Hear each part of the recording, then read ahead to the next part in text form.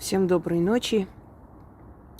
Итак, дорогие друзья, я сниму два ритуала, точнее, два заговора. Именно вот с этим алтарем. Не буду по новой это все подготавливать, потому что уже ночь, у меня еще много дел. Но в любом случае, я решила снять эту работу еще раз, потому что я поискала в своих каналах и дочерних, но на этом канале нет этой работы. В дочерних поискала и в архивах моих работ, но не нашла. Вы знаете, сколько раз мои каналы банили и сколько раз исчезали многие мои работы. У меня большое количество работ, которые так и ушли. То есть я не переснимала. Не успели люди тогда это все сохранить. Одно время сохраняла на флешках, но флешки эти лежат где-то, честно говоря, это искать очень долго. Там много тысяч работ, и я вообще решила, раз уж такое дело, загружу по новой просто, и все. Более красиво и более объемно. Потому что эта работа, наверное, была загружена лет 8 назад почти. И загружу еще раз. И, кстати говоря, очень многие были довольны, написали, что у них мужья получили назначение, что дети получили хорошее образование, то есть, поступили в те вузы, в которые хотели, причем бесплатно, на бесплатной основе. Женщины, которые сделали операцию какая-то там есть государственная программа на бесплатной основе, что, в принципе, ее очень сильно обрадовало и удивило. И я, перебирая свои архивы, думаю, надо загрузить еще раз эту работу. Сначала искала, хотела скинуть девочкам нашим, попросить мне там отправить.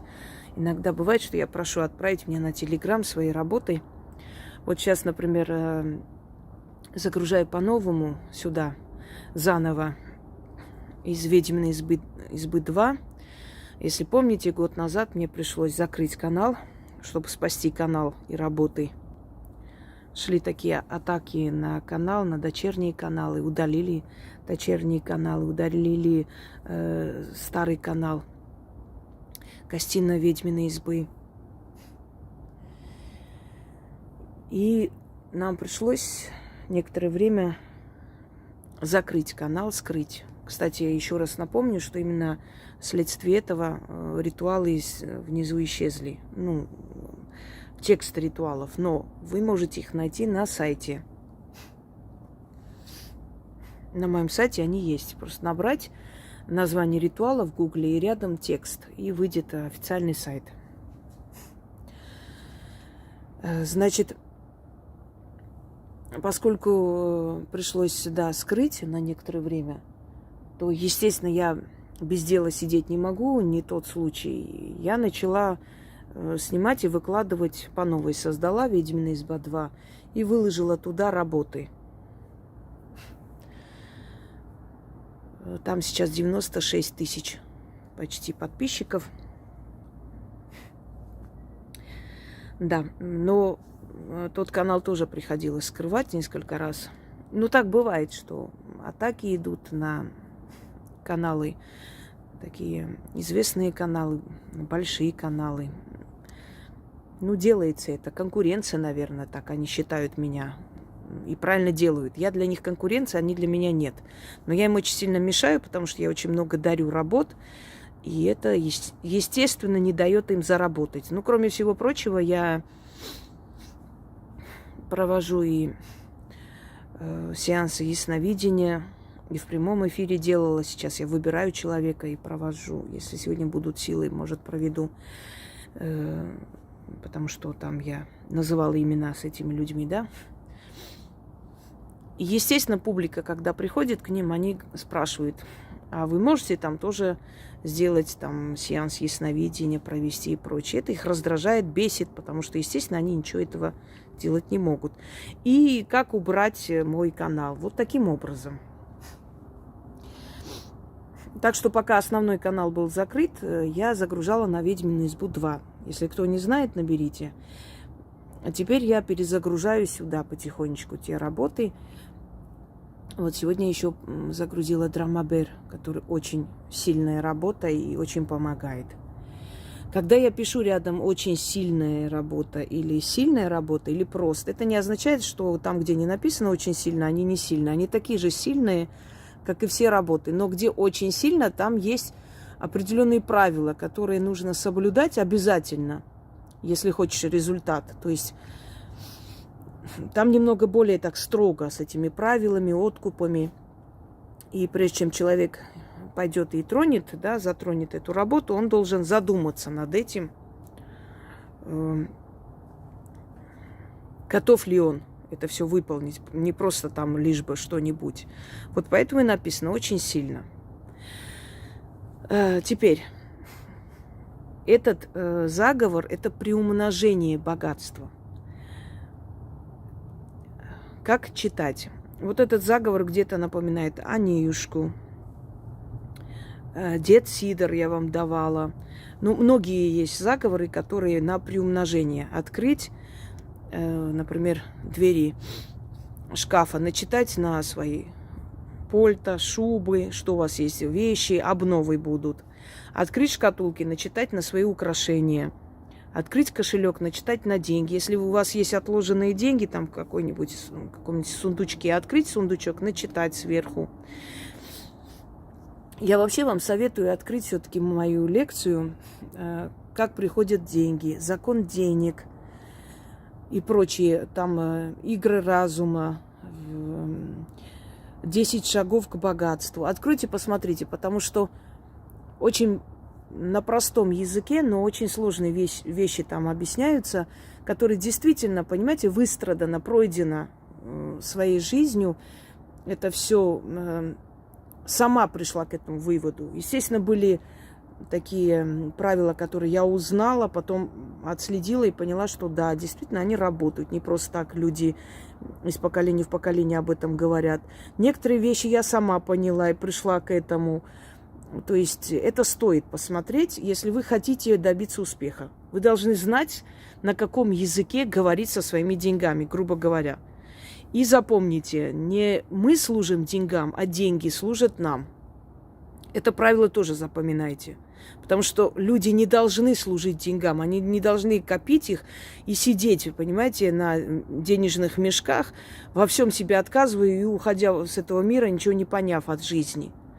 Они нам должны служить для наших благ, для наших удовольствий, для нашей радости, в конце концов оставлять своим детям наследство, которым они могут воспользоваться и жить нормально, по-человечески. Но это все, чтобы понять, нужно посмотреть. Я вам советую это обязательно посмотреть. Это следующий момент. Итак, время от времени можете хоть каждый день это делать, пока не улучшите свое финансовое состояние. Вот посмотрите на свой дом, начитайте. Посмотрите на свою машину, начитайте. У вас будет лучшая марка. Или если у вас хорошая марка машины, будет вторая такая же. Накопятся деньги, и вы подумаете, а я могу себе позволить еще купить. Откройте шкафы, начитайте на свои вещи. Неважно, новые, старые. Придут еще. Берите свой телефон, начитайте на свой телефон. Сможете купить лучший, более дорогой, если вам хочется. То есть это приумножение. Постоянно нужно читать на свое имущество. Кто-то скажет, а если я живу там в съемной квартире, ну и что? У вас нету там ничего своего? Одно кольцо есть серебряное, маленькое, тонкое кольцо. Начитайте на это тонкое кольцо каждый раз. И через некоторое время в вашем сундуке не будет места. Столько вы понаберете, сколько вам подарят, сколько вам придет отовсюду. Соберется в одну кучу. Многие люди, которые приходили на мой канал, они мне признавались, что когда вот слышали, там, слушали голосовые людей, благодарность и так далее, они думали, что да ну, это, наверное, там один случай на миллион, и еще непонятно, неужели это, ну, реально так бывает. Да как так может быть? Ну, откуда это все придет? Послушайте, оно приходит. Вот есть там вечная деньга. Люди начитывают на эту вечную деньгу, и на все им хватает. Весь год они ремонт сделали, машину купили, не знаю, что там еще сделали, оделись, обулись, поехали где-то отдохнули, продукты покупают каждый день, вещи себе приобрели, какое-то там украшение взяли, день рождения ребенку справили, на свадьбу поехали, купили какие-то там, ну, подарки. И на все хватило. И они сидят и думают, ну как так может быть? А потому что есть заговор, вечная деньга. Вот отовсюду приходит. Вот надо куда-то поехать, ни с того ни с сего кто-то долг вернул. Ни с того ни с сего несколько заказов упало. Человек, ну если там, мало ли там шьет, не знаю, что-то делает, ездит, что-то возит. То есть постоянно, естественно, это с воздуха не упадет мешками на голову. Естественно, вы должны будете работать и создавать. Но если человек хочет работать, делает, но нет результата, нет благословения богов, усильте свою связь силами удачи. Я, может быть, сегодня еще выставлю голосовой, не знаю. Но пока что я вот ритуал хочу вам. То есть это ритуал, да, но для этого ритуала не нужен ни алтарь, ничего, не нужно ничего ниоткуда вытаскивать, складывать. Вот открыли шкатулку с украшениями, начитали. Открыли створки шкафа, начитали на ваши вещи, какие у вас есть. Что еще? На машину начитали. Да на мелочь просто вот так разложили, начитали. И через некоторое время эта мелочь притянет другие деньги. Приумножает все то, что у вас есть. Начнем. Пару слов скажу про алтари. Вы знаете, друзья мои, последние годы, и вы сами прекрасно знаете, сколько выпало испытаний на мои плечи. Испытания, как ни странно, не связаны с моей личной жизнью, но испытания, связанные с моим народом, испытания, связанные с Россией. Мне приходилось сидеть до утра, и я считаю, что это мой долг. Я совершенно из-за этого не переживаю. Но я просто поняла, что важное сейчас и главнее дать людям обереги, защитные заговоры, заговоры защитные от пули, на поле брани, понимаете? Я поняла, что это сейчас важнее, чем красивые алтари и прочее. Поэтому, естественно, некоторое время у меня не хватало времени на алтари. Хотя я периодически стараюсь красиво это все делать. Но мне очень приятно, что мои зрители, ну вот, никак не отстают. Яна сказала, говорит, у наших зрителей уже алтари красивее, чем у вас становятся. Я говорю, ну так ученик должен превзойти учителя. Я для этого и даю, и мне приятно. Мне было бы неприятно, если бы я не видела вообще, что люди стараются и красиво украшают алтари. И вот я тогда бы подумала, что им пофигу как-то мое учение и все на свете. А если они делают лучше, я только рада. Понимаете, я только счастлива. Мне очень приятно, мне хочется эти алтари показывать и гордиться этим. Естественно, а для чего я делаю? Для того, чтобы вы понимали. И алтари, они важны. Это место энергетическое, она притягивает туда. Но люди для чего строят храмы любому богу? Можно же просто в поле выйти и помолиться, попросить. Да, там тоже услышат. И вообще весь мир, все мироздание – это храм богов само по себе. Но в любом случае они там концентрируют, собирают свою энергию. Люди зачем дорожат своей родиной? Ну, сказали бы, какая разница, где кто живет, как называется, на каком языке говорим. Нет, потому что Родина – это тоже такой круг энергетический, понимаете, где зреет, созревает, усиливается сила, собранная поколениями, нами. Мы тоже, когда уйдем, мы тоже оставим некий такой слой информационный, энергетический нашим потомкам. То есть оно имеет значение, когда ты в определенном месте взращиваешь эту энергию, усиливаешь, призываешь. И вот это место становится таким местом, куда приходят эти силы, духи, и они слышат и помогают. Вот африканцы, вообще африканский континент, он сам по себе, да, вот пройдя это рабство и эти все страшные испытания, эта раса, она выжила благодаря своей вере, своим предкам, духам. И до сих пор, хотя она там, ну, то есть не дают Африке разбогатеть, потому что недра Африки очень богаты. Если люди будут образованные, умные, они не дадут никому это богатство. И, естественно, Европе намного выгоднее, делая вид, что там кормит, что-нибудь там подкидывает. То есть у тебя воруют 100 рублей, из этих 100 рублей 10 копеек тебе возвращают, и ты счастлива. Вот что происходит с Африкой. Все понимаем. Если бы хотели развитие Африки, давно бы это произошло. Вот. Но так легче грабить. Грабить несчастных, бедных, необразованных людей легче простого. Согласны со мной? Поэтому многим удобно, чтобы народы были в бедности. И вот такие как бы безжизненные и нежизнеспособные, слабые, несчастные, одним словом. Но если среди них есть люди, которые хорошо живут, это люди, которые обращаются к духам.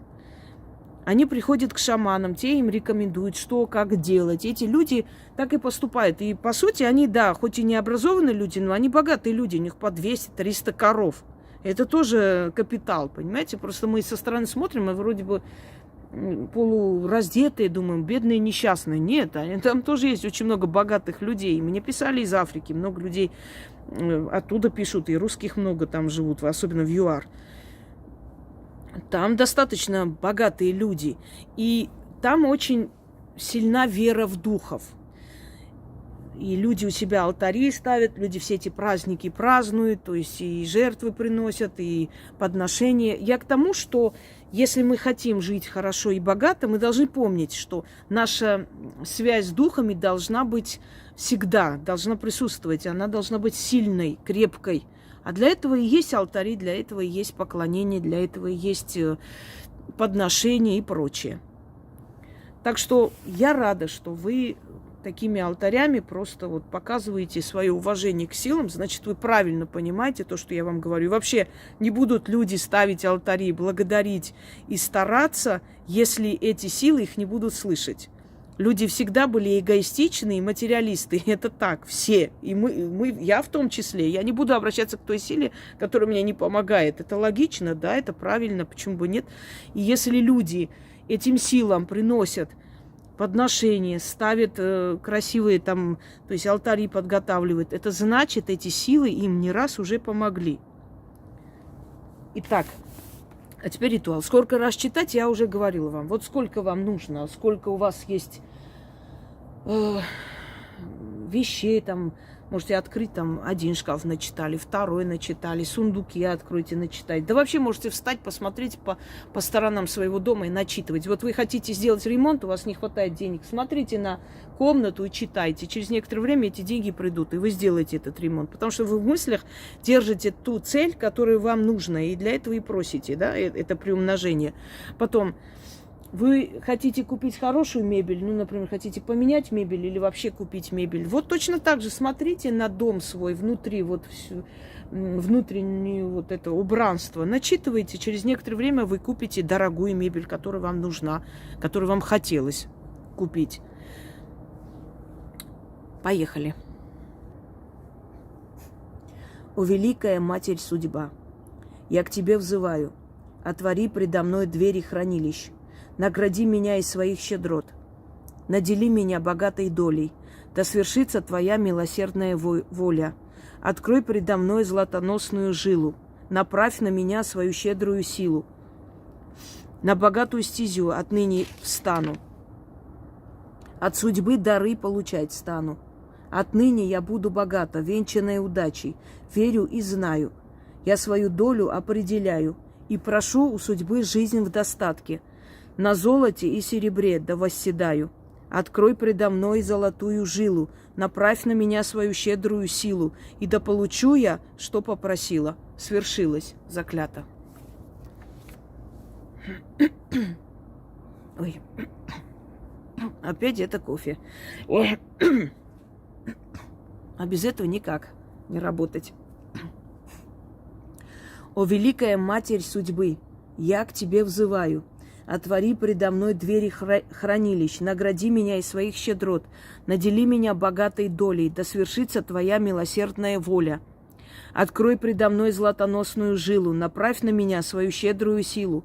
На богатую стезю отныне встану, от судьбы дары получать стану. Отныне я буду богата, венчана удачей, верю и знаю. Я свою долю определяю и прошу у судьбы жизнь в достатке. На золоте и серебре да восседаю. Открой предо мной золотую жилу, направь на меня свою щедрую силу, и да получу я, что попросила. Свершилось, заклято. О, великая Матерь Судьба, я к тебе взываю, отвори предо мной двери хранилищ, награди меня из своих щедрот, надели меня богатой долей, да свершится твоя милосердная воля. Открой предо мной златоносную жилу, направь на меня свою щедрую силу, на богатую стезю отныне встану. От судьбы дары получать стану. Отныне я буду богата, венчанная удачей, верю и знаю. Я свою долю определяю и прошу у судьбы жизнь в достатке. На золоте и серебре да восседаю.